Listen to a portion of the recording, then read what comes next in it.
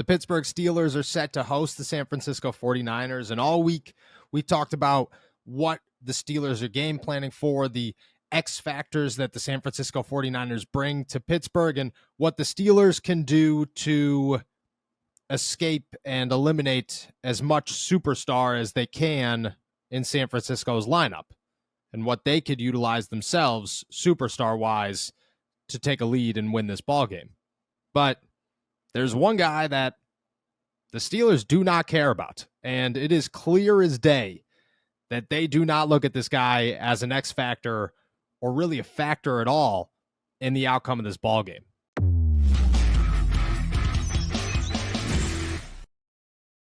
What's going on, everybody? I'm Noah Strackbine. Thank you for jumping on to Steelers To Go, your daily to-go cup of Pittsburgh Steelers news and analysis. Find us on youtube.com/allsteelerstalker. Subscribe anywhere you get your podcast. Today, let's talk about a huge name for the San Francisco 49ers, but one that the Pittsburgh Steelers just seemingly do not respect on the football field.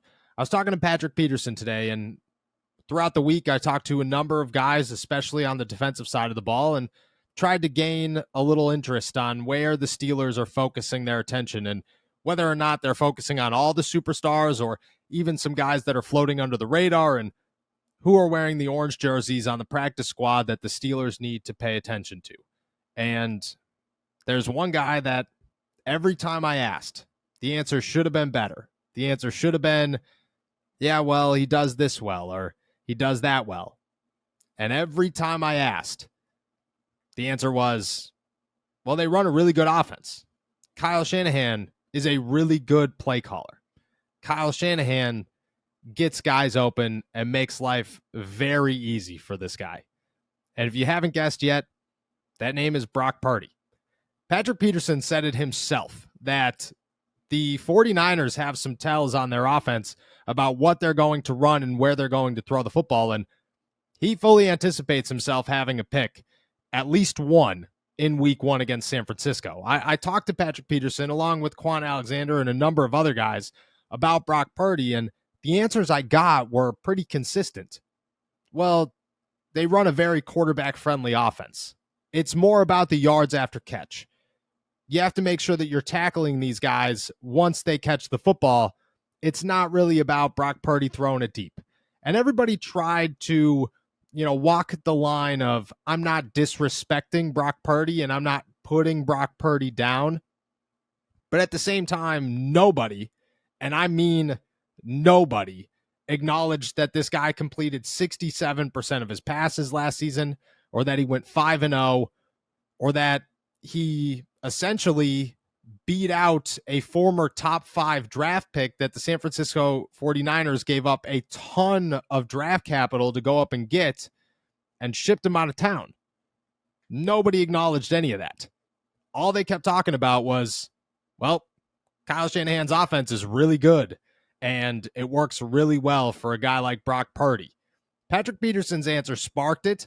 Everybody else I talked to around that just solidified the truth, but his answer here, it speaks volumes. What do you see in Brock Purdy's game? So what do I see? Yeah.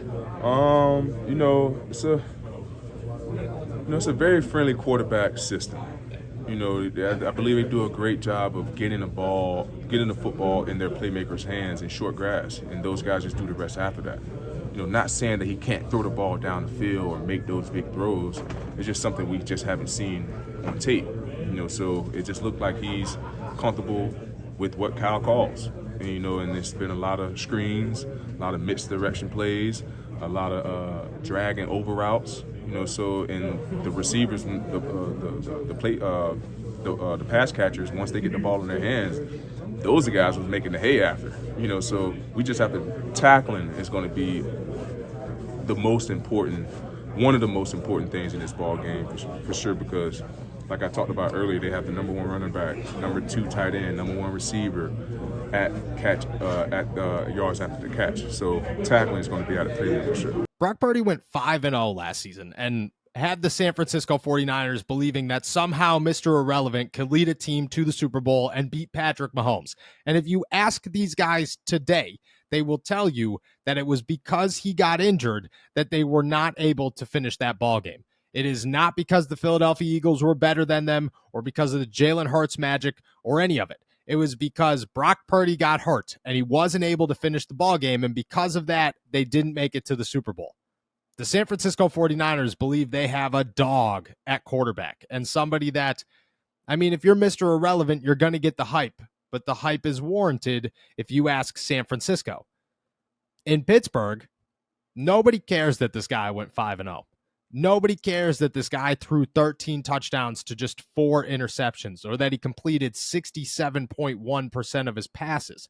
What they care about is that his average pass only went 8 yards and that 90% of the time it was, well, Deebo Samuels caught the ball and took off, or Brandon Ayuk caught the ball and took off, or, well, Christian McCaffrey made some magic happen, or, oh, remember that guy George Kittle? He could do a lot of really good things. I don't know if you respect Brock Purdy if you're the Pittsburgh Steelers or if you should overlook him. What I do know is that we have talked a ton about Christian McCaffrey and Deebo and Ayuk and Kittle, and on the defensive side of the ball, Nick Bosa and Javon Hargrave and Fred Warner. But we have talked very little about the guy that's going to be throwing passes, and we have talked zero about the fact that this is a matchup between Kenny Pickett, who was the first quarterback taken in the 2022 NFL Draft, and Brock Purdy, who was the last quarterback and the last pick in the 2022 NFL Draft, and how these two get to go head-to-head and possibly prove who's the more dominant one in the draft class. Nobody's talking about that. All we're talking about is everybody else and how good Kyle Shanahan's offense is. Maybe the Steelers, maybe they're overlooking him a little bit too much, and we'll find that out on Sunday. But the vibe I got, the feel I got in the locker room, simple. The Steelers do not care what Brock Purdy has to do, because as long as they could shut down everybody else, they'll be just fine. He's not going to go win the San Francisco 49ers a ball game. He is going to get rattled. He is going to make mistakes. He is not a game changer. All that dog that's inside of Kenny Pickett, I don't think that the Steelers believe it's inside of Brock Purdy. I don't know what to take of that. I'll tell you this. I don't feel as confident in Brock Purdy either. And I think Kyle Shanahan's offense, there are a lot of narratives about it. And RG3, Robert Griffin III, tossed out one that he's a control freak. And it makes a lot of sense that instead of Trey Lance, who I have spoke to some 49ers insiders, and they have told me very bluntly, Trey Lance is 10 times the quarterback that Brock Purdy is. Brock Purdy is simplistic enough that Kyle Shanahan could have him do whatever he wants. Maybe that's exactly what makes Kyle Shanahan such a great coach and makes the San Francisco 49ers such a great team, is because as long as Purdy listens, they succeed. But I think sometimes in the NFL, you got to be an X factor. Sometimes if you're a quarterback in this league, you got to be able to win games, and you got to be able to do something to make a spark on your own. I don't know if Purdy has that. The Steelers, I don't believe that they think that he has that at all.